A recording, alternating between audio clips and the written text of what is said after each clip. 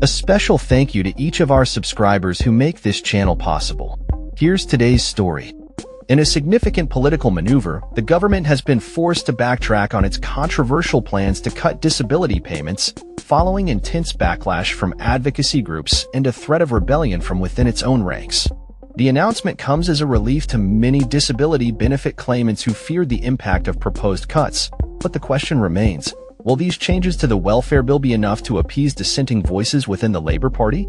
The backdrop of this political drama features a government grappling with the realities of welfare reform, particularly concerning universal credit and personal independence payments (PIP).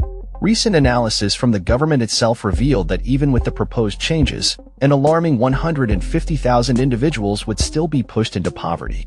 This figure, while reduced from the initial estimate of 250,000, highlights the ongoing challenges faced by those reliant on these critical benefits. The legislation set to be voted on in the Commons includes two key adjustments aimed at mitigating the worst effects of the cuts. These adjustments will provide existing claimants with greater protections than were initially promised. However, the central cost-cutting measure remains unchanged, a tightening of the eligibility criteria for PP, which currently supports approximately 3.7 million people across the country. This benefit is designed to assist with the additional costs associated with disabilities, making the stakes incredibly high for those affected. As the Commons prepares for the vote, over 120 Labour MPs have expressed their readiness to rebel against the government, signaling a deepening rift within the party regarding welfare reform. The implications of this rebellion could be far-reaching, not just for the government's agenda but also for Keir Starmer and his leadership team. Another U-turn could be damaging, potentially undermining confidence in Starmer's ability to lead effectively and navigate the complexities of party politics. Critics argue that while the changes may offer some temporary relief, they do not address the fundamental issues at play. The tightening of eligibility for PP is particularly concerning, as it risks leaving many vulnerable individuals without the support they desperately need. Advocacy groups have been vocal in their opposition, arguing that the government must prioritize the welfare of its citizens over fiscal austerity.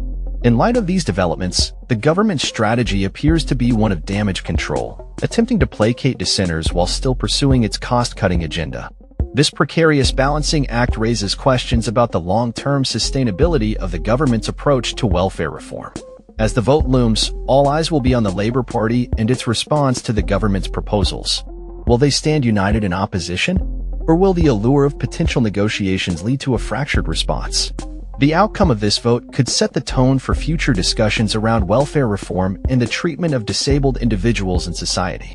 In conclusion, while the government's recent U-turn has provided a glimmer of hope for many disability benefit claimants, the overarching concerns regarding poverty and support remain unresolved. The upcoming vote will be a crucial moment for both the government and the Labour Party, with significant implications for the future of welfare policy in the UK. The question now is whether these changes will be enough to quell the discontent among Labour rebels, or if further action is required to truly support the most vulnerable members of society. That's all for this story. We upload videos every day covering many different subjects, so hit that subscribe button to stay informed. Thanks for watching.